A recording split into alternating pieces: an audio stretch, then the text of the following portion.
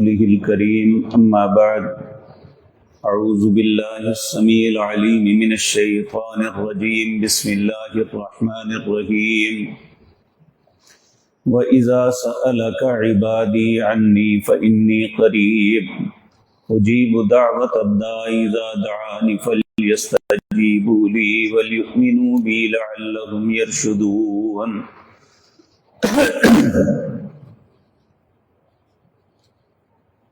حضرات محترم، دعا کے احکام و مسائل اور اس کے آداب کا تذکرہ آپ کے سامنے عرض کر رہا ہوں.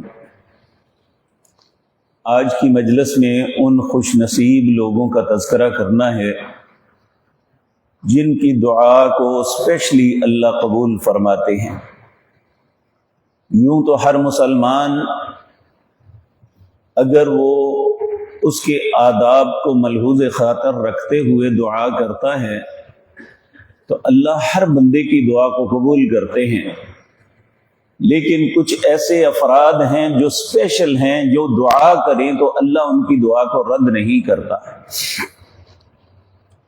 ان میں سب سے پہلے والدین ہیں.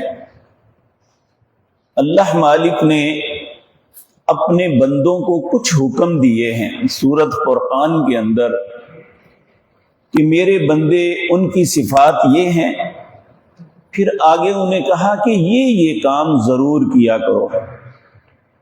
ان میں ایک کام یہ ہے والذین یقولون ربنا هب لنا من ازواجنا وذریاتنا قرۃ اعین واجعلنا للمتقین اماما.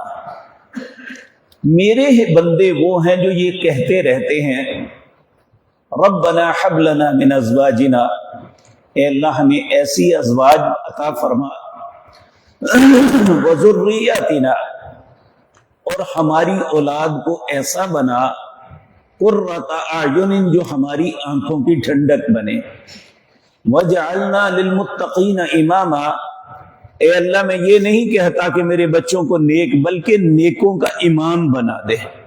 وجعلنا للمتقین اماما. تو اللہ رب العزت والدین کی دعا کو رد نہیں کرتے. اس لیے رسول اللہ صلی اللہ علیہ وسلم نے والدین کو نصیحت فرمائی کہ اپنے بچوں کو کسی حالت میں بد دعا نہ دو. اس کی ایک مثال ہمیں ملتی ہے کہ آپ نے فرمایا پہلی امتوں میں ایک شخص تھے جن کا نام جریج تھا. اللہ کا نیک بندہ تھا، اور اس زمانے میں الگ ہو کے جنگلوں میں بسیرا کر کے جھونپڑیاں ڈال کے عبادت کرنا اس کا ایک عمل جاری تھا. امت محمد الرسول اللہ میں یہ نہیں ہے صلی اللہ علیہ وسلم. تو وہ شہر سے باہر جنگل کے اندر جھونپڑی بنا کے وہاں رہتا اور دن رات اللہ کی عبادت کے لیے اپنے آپ کو خاص کیا ہوا. ایک دن ماں کو کام پڑا کہ وہ اس کے پاس گئی، اس کی جھونپڑی کے بعد کھڑے ہو کے بولنے لگی یا جریج یا جریج یا جریج. اب وہ نماز پڑھ رہے تھے، دل میں سوچتے ہیں اے اللہ ایک طرف تو ہے دوسری طرف ماں ہے. پھر دل نے فیصلہ کیا اللہ کی ذات بڑی ہے تو ماں کی بات بعد میں سن لوں گا. ماں آوازیں دے دے کے واپس چلی گئی، ان سے بات نہ ہو سکی. اسی طرح وقت گزرا، کچھ دنوں کے بعد پھر ماں آئی. اللہ کی شان یہ کہ وہ پھر نماز کے اندر تھے. نماز کے اندر پھر دل میں خیال آیا اللہ ایک طرف ماں ہے آوازیں دے رہی، ایک طرف تو ہے، تو اللہ کی طرف ہی متوجہ رہے. تیسری دفعہ بھی ایسا ہی ہوا تو ماں نے تنگ آ کے یہ بات کہہ دی اللہ کرے تو کسی بری عورت کا منہ دیکھے. اللہ نے قبول کر لی. اب ہوا کیا کہ جنگل کے اندر ایک چرواہی عورت جو ہے جو بکریاں چرایا کرتی تھی، اس کے ہاں ایک بیٹا پیدا ہوا. ابھی اس کی شادی نہیں ہوئی تھی، ناجائز بچہ پیدا کیا. لوگوں نے اسے ڈانٹا، اسے برا بھلا کہا یہ کس کا بچہ ہے؟ تو اس نے کہا یہ جو بڑا ولی بنا پھرتا ہے نا، بڑا نیک، اس کا بچہ ہے. لوگوں نے کوئی تحقیق نہ کی، کچھ نہ کیا، جا کے اسے مارنا شروع کر دیا. وہ بیچارہ پوچھتا رہا بھائی میرا قصور کیا ہے، میں نے کیا کیا ہے؟ وہ لوگ اس کی جھونپڑی کو جلا دیا، اس کا سامان جو ہے اسے آگ لگا دی اور اسے مار مار کے دھواں کر دیا۔ وہ بیچارہ یہی کہتا رہا میرا قصور تو بتاؤ، بس لوگ یہی کہتے کہ بڑا منہ صوفی بنا پھرتا ہے اور کام تیرے کیسے ہیں۔ ایک دانا انسان نے کہا بھائی اسے بتاؤ تو صحیح، وہ بار بار کہہ رہا ہے میرا قصور کیا ہے۔ تو بالآخر لوگوں نے کہا تم نے ایک بدکاری کی جس کی وجہ سے یہ ناجائز بچہ پیدا ہوا۔ ذہن میں جھٹکا لگا، ایک دم ماں کا خیال آ گیا کہ میری ماں یہ بات کہہ کے گئی تھی کہ تو کسی فاحشہ عورت کا منہ دیکھے۔ کہنے لگا اس بچے کو لے کے آؤ۔ اب بچے کو کیا کرے گا؟ بھائی لے کے تو آؤ۔ وہ بچے کو لایا گیا جو ابھی چند گھنٹوں کا یا چند گھڑیوں کا مہمان دنیا میں آیا ہی تھا۔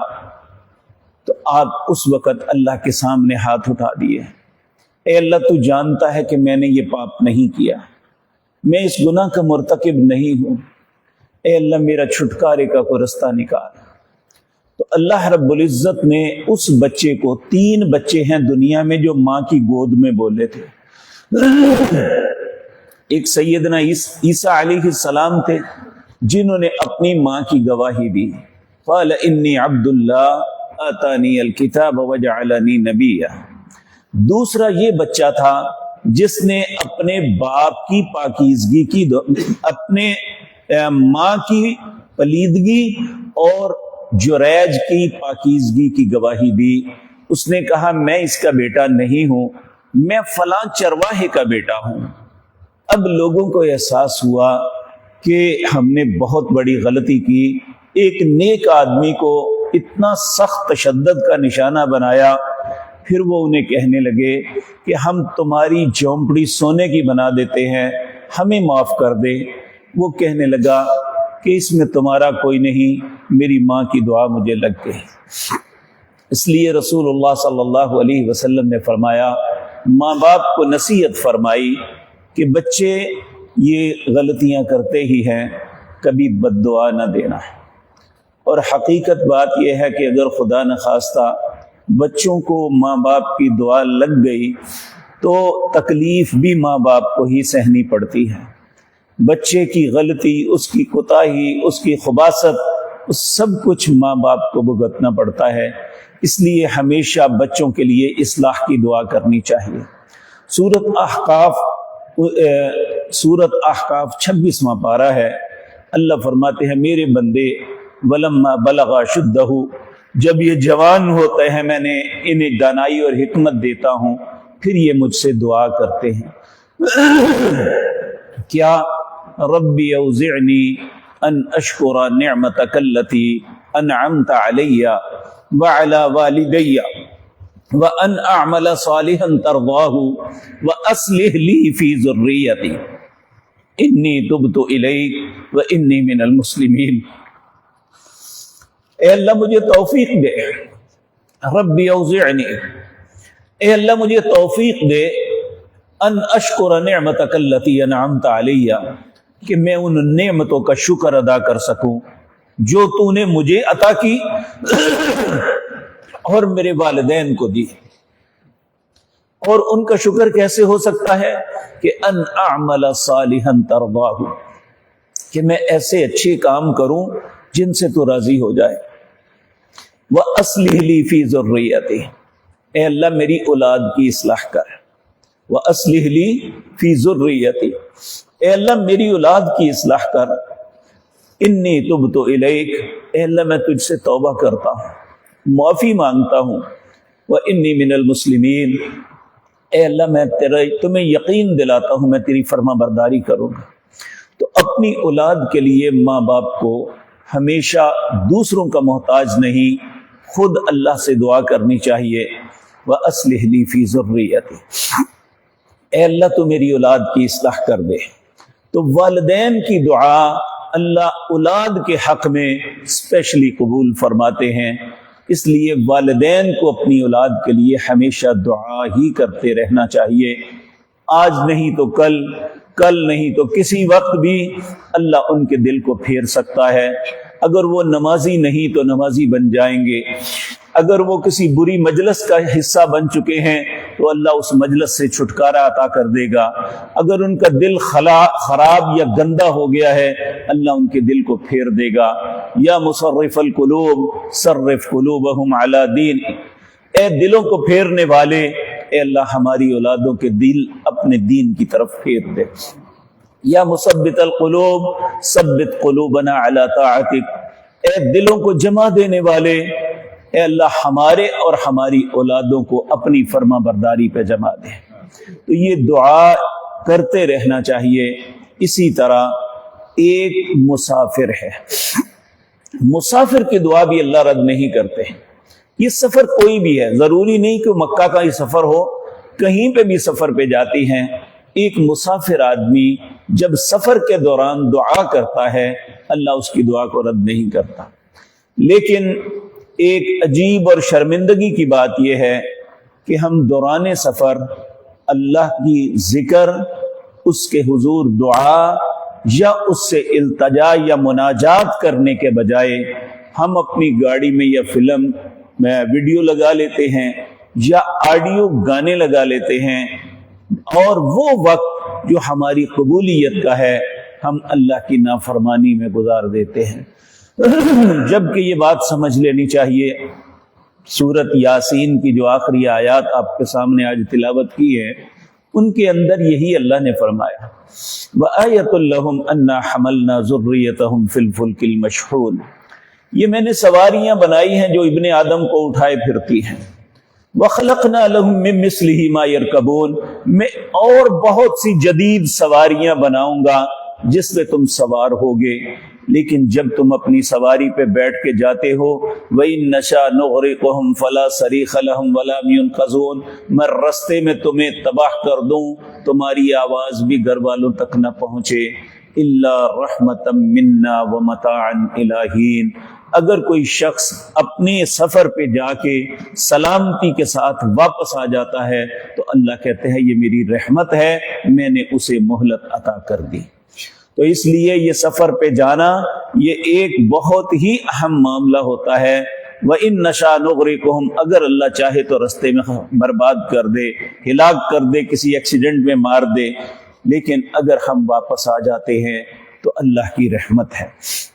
اسی لیے رسول اللہ صلی اللہ علیہ وسلم جب سفر کا آغاز کرتے تو کہتے سبحان الذی سخر لنا ھذا وما كنا له مقرنین وانا الی ربنا لمنقلبون، سبحان اللہ، پاک ہے تو اے اللہ، سخر لنا ھذا، اے اللہ تو نے اس سواری کو میرے ہاتھ میں مسخر کیا، مجھے کنٹرول دیا اس کا۔ سبحان الذی سخر لنا ھذا وما كنا له مقرنین، جبکہ میں تو اس کو کنٹرول کرنے والا نہیں تھا، یا مجھ میں یہ طاقت ہی نہیں تھی میں اسے کنٹرول کر سکوں۔ اے اللہ تو نے مجھ پہ رحم کیا کہ میں اسے کنٹرول کر رہا ہوں۔ وَإِنَّا إِلَىٰ رَبِّنَا لَمُنْقَلِبُونَ، اور لوٹ کے مجھے تیرے ہی پاس آنا ہے۔ تو یہ بات ذہن میں رکھیں، یہ دو افراد جن کا آج تذکرہ کیا ہے، ایک والدین اور ایک مسافر جن کی دعا اللہ قبول کرتے ہیں، کچھ اور بھی خوش نصیب ہیں جن کی دعا اللہ اسپیشلی قبول کرتے ہیں۔ اللہ نے زندگی اور توفیق دی تو انشاءاللہ آئندہ مجلس میں عرض کروں گا۔ اقول قولی ھذا واستغفر اللہ لی ولکم۔ ایک رکھا آیا ہے کہ انہوں نے کہا ہے کہ ہمارے کوئی عزیز ہیں انہیں بلڈ کینسر ہے، اور ایک اسی طرح یہ ہمارا نعمان بھائی ہے، ان کے فادر ان لا وہ بھی ہسپتال میں داخل ہیں۔ بیماروں کے لیے، سب بیماروں کے لیے دعا کرے، اللہ سب بیماروں پر رحم فرمائے۔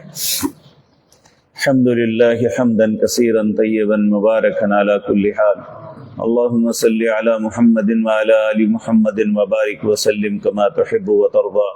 اللهم إنا نسألك بأننا نشهد أنك أنت لا إله إلا أنت الأحد الصمد الذي لم يلد ولم يولد ولم يكن له كفوا أحد، يا مجيب دعوة المضطرين، يا كاشف كرب المكروبين، رحمن الدنيا والآخرة ويا رحيمكما، ربنا ظلمنا أنفسنا وإن لم تغفر لنا وترحمنا لنكونن من الخاسرين، ربنا لا تزغ قلوبنا بعد إذ هديتنا وهب لنا من لدنك رحمة إنك أنت الوهاب اللهم وفقنا لما تحب وترضى اللهم وفقنا لما تحب وترضى اللهم اكفنا بحلالك عن حرامك وبطاعتك عن معصيتك وبفضلك من سواك يا واسع الفضل يا واسع المغفرة ربنا آتنا خير الدنيا وخير الآخرة وقنا واصرف عنا شر الدنيا وشر الآخرة اللهم إنا نعوذ بك من زوال نعمتك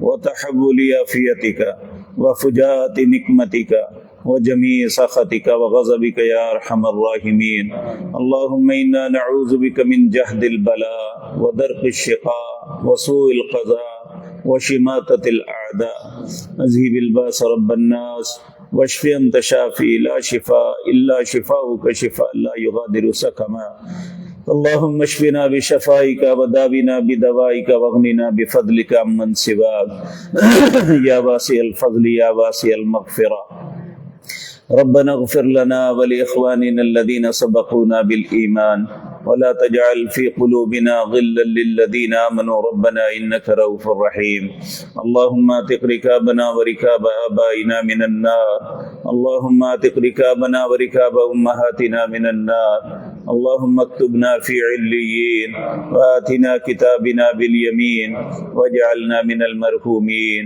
ولا تجعلنا من المحرومين يا رب العالمين يا أرحم الراحمين اللهم هذا الدعاء وهذه البكاء وهذه المناجات اللهم أنت الغني ونحن الفقراء اللهم أنت القوي ونحن الضعفاء اللهم إنا ندعوك دعاء المساكين ونرجوك رجاء الخائفين وصل اللهم على نبينا محمد وآله وأصحابه أجمعين برحمتك يا أرحم الراحمين